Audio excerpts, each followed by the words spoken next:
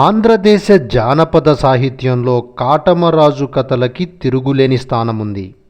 రాయలసీమ, ప్రకాశం, గుంటూరు, నెల్లూరు జిల్లాల్లో ఈ కాటమరాజు కథలని గంగ జాతరల సమయంలో పాడుతూ ఉంటారు. అయితే ఈ సాహిత్యాన్ని వందల సంవత్సరాల క్రితం పాలేటి పరివాహక ప్రాంతాల్లో రాజ్యమేలిన కాటమరాజు నిజ చరిత్ర అని కొందరంటే, మరికొందరు ఈ కథలని కేవలం కాల్పనిక కథల సమాహారంగా చెబుతారు. అందుచేతనే ఈ కథలని ప్రధాన చరిత్ర పుస్తకాలలో చెప్పరని కూడా వాదిస్తారు. అయితే ఈ వీడియోలో కాటమరాజు కథల్లో ప్రస్తావించిన ప్రాంతాల్లో ఈ కథలకి సంబంధించిన ఆనవాళ్ళేమైనా ఉన్నాయా, ఉంటే అవి ఈ కథలతో సరిపోలుతున్నాయా అనే విషయాన్ని చూద్దాం. ఈ కాటమరాజు కథలకి సంబంధించి మొదటగా తాళపత్రాల్లో రాయబడిన సాహిత్యం, వివిధ కాలాల్లో వేయబడిన శాసనాలు, కైఫియత్తులు, వివిధ కట్టడాలు ముఖ్య ఆధారాలుగా ఉన్నాయి. ఆంధ్రప్రదేశ్, తెలంగాణ వ్యాప్తంగా అనేక ప్రదేశాల్లో ఈ తాళపత్ర గ్రంథాలు మనకి లభించాయి. వివిధ కాలాలలో వివిధ రాజవంశాల ఆస్థానాల్లో పనిచేసిన కవులు ఈ తాళపత్రాలని రాయడం, లేదంటే వారి గ్రంథాల్లో కాటమరాజు ప్రస్తావనని తేవటం జరిగింది. ఈ తాళపత్ర గ్రంథాలు కేవలం కాటమరాజుకు సంబంధించినవే కాదు, పూర్తి యాదవ సమాజానికి సంబంధించిన అనేక కథలు వీటిలో ఉన్నాయి. వీటన్నింటినీ కలిపి కాటమరాజు కథలుగా పిలుస్తారు. కేతన శ్రీనాథుడు, గంగుల పినయల్లయ్య, కనకబండ గట్టయ్య, మద్దులేటి కవి కట్టెబోయిన మారయ్య, కంగాళాపురి వెంకటాద్రి, జరుగుపల్లి చెన్నయ్య, ఇలా ఎందరో ఈ కాటమరాజు కథలని తాళపత్రాలలో రాశారు. వీటితో పాటు బ్రిటిష్ అధికారులు వాళ్ళు వినినా తెలుసుకున్న కథలని చేతివ్రాతలో కాగితాల మీద రాసిన ప్రతులు అనేకం తిరుపతి ఓరియంటల్ రీసెర్చ్ ఇన్స్టిట్యూట్లో ఉన్నాయి. వీటిల్నే మాన్యుస్క్రిప్ట్స్గా చెబుతారు. అలాగే ప్రతి గ్రామంలోనూ కవిల కట్టలుగా కరణాల దగ్గర ఉండిన చిట్టాల్లో కూడా కాటమరాజు కథల గురించిన వివరాలు ఉన్నాయి.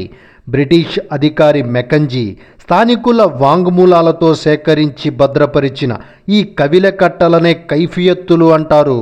ఈ తాళపత్ర గ్రంథాలు, మాన్యుస్క్రిప్ట్స్ మరియు కైఫియత్తులలో కాటమరాజు చరిత్ర గురించి చెబుతున్న విషయాలన్నీ ఒకే విధంగా ఉన్నాయి. ఇక శాసనాల దగ్గరికి వస్తే ప్రకాశం జిల్లా కందుకూరు తాలూకా గుండ్లపాలెంలో ఉన్న బ్రహ్మేశ్వర స్వామి ఆలయ ప్రాంగణంలో తెలుగులో ఒక శాసనం ఉంది. ఈ శాసనాన్ని నెల్లూరు జిల్లా శాసనాలు వాల్యూమ్ 2లో అధికారికంగా ప్రచురించారు. ఎర్రగడ్డపాటి యుద్ధం జరిగిన సంవత్సరం తప్ప ఈ శాసనంలో ప్రస్తావించిన విషయాలన్నీ తాళపత్ర గ్రంథాలతో సరిపోలుతున్నాయి. విజయనగర సామ్రాజ్యంలో ముఖ్యమైన పదవిలో ఉండిన ఎద్దు ముమ్మయ్య 1447వ సంవత్సరంలో గంగా దొనకొండలో ఒక శాసనాన్ని వేయించాడు. ఈ శాసనం బడుగుల వంశానికి చెందిన కాటమరాజు వంశాన్ని వివరించింది. ఇక నాణ్యాల విషయానికి వస్తే పోలురాజు కథని వివరించే ఒక తాళపత్ర గ్రంథంలో యాదవులు నందికాసులు అని పిలిచిన నాణ్యాలని ముద్రించినట్టు చెప్పబడింది. యాదవులు తమ జన్మస్థానమైన యలమంచలిలో ఒక గుట్టపై కోటను నిర్మించుకున్నారు. ఈ కోట శిథిలాలలో కొన్ని నాణ్యాలు దొరికాయి. అందులోని కొన్ని నాణ్యాలపై నంది మరియు శ్రీ చంద్రదేవ్ అనే అక్షరాలు ఉన్నాయి. కాటమరాజుకి శ్రీచంద్రదేవ్ అనే బిరుదు ఉంది. అలాగే యాదవులు నిర్మించుకున్న కనిగిరి కోటలో కాటమరాజుకి సంబంధించినవిగా భావిస్తున్న కొన్ని బంగారు నాణ్యాలు కూడా దొరికాయి.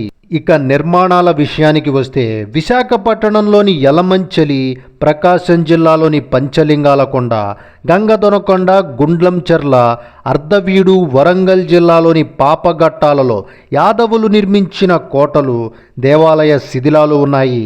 యలమంచిలిలో స్థానికులు నూకపాపగా పిలిచే ఒక మేడ శిథిలాలు ఉన్నాయి.